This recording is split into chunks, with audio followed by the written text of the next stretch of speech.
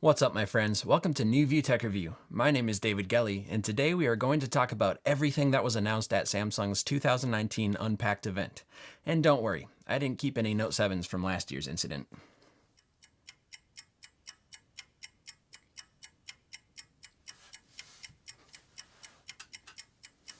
Uh-oh.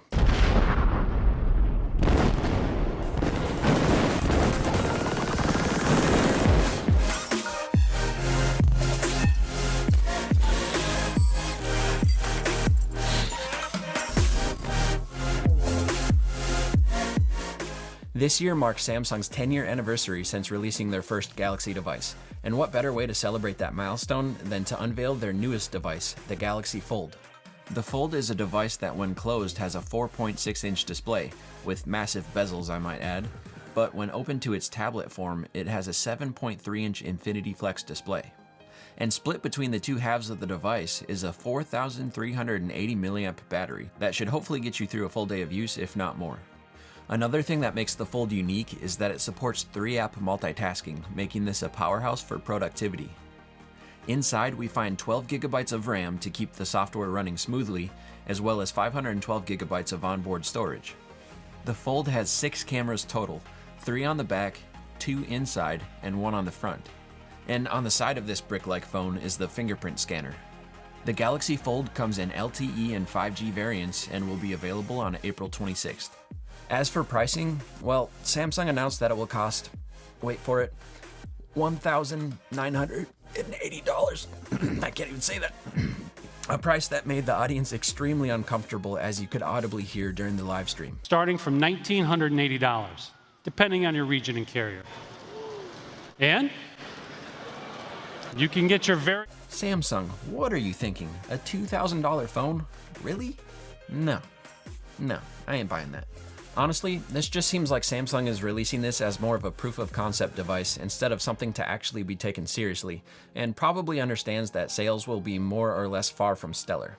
But we all know Samsung, and they've always got to be the first ones to the party.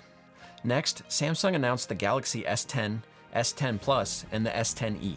The 10e is what most people are calling Samsung's response to the iPhone XR.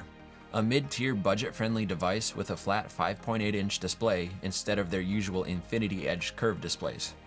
The 10e will have dual rear-facing cameras, IP68 water and dust resistance, and a fingerprint scanner that is positioned on the right side of the phone.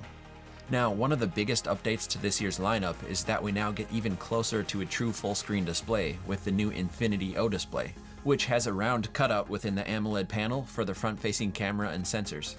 With the addition of the Infinity O display, Samsung once again avoids implementing a notch into their design, something that myself and others can definitely respect. The second biggest update specific to the S10 and S10 Plus is the new ultrasonic fingerprint scanner that sits under the display just below where your thumb would naturally rest.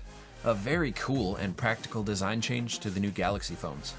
Both the S10 and S10 Plus will have triple rear-facing cameras, each sensor with a different field of view. Also, the new lineup will support 36% faster wireless charging as well as 25% longer battery life.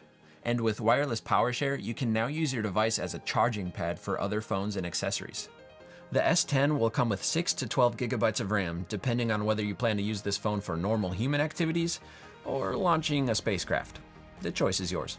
Another quick thing to mention, Samsung is still including a headphone jack on the S10. Something that is extremely rare these days and is much appreciated by the tech community.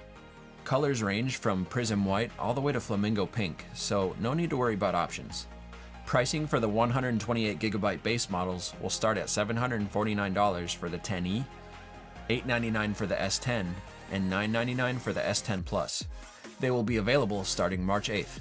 But if you're looking for the best of the best, a phone with a true status symbol, then you can wait around for the Galaxy S10 5G, which will have a massive 6.7-inch AMOLED display, a 4,500 mAh battery, and of course, 5G capability.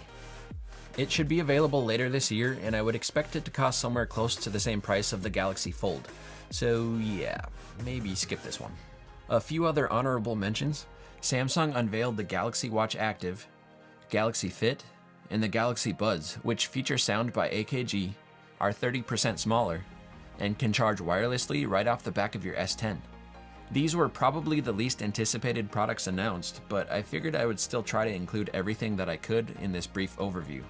Alright everyone, so those were the main bullet points that I got out of watching the event. There was definitely much more information that I could have covered in this video as far as specs go, but that's something that we'll come back around to in my upcoming review of the Galaxy S10.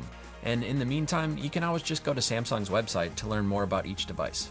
That's all I had for you today, my friends. I hope you enjoyed this quick overview of the 2019 Samsung Unpacked event. Please like, comment, and subscribe for more content.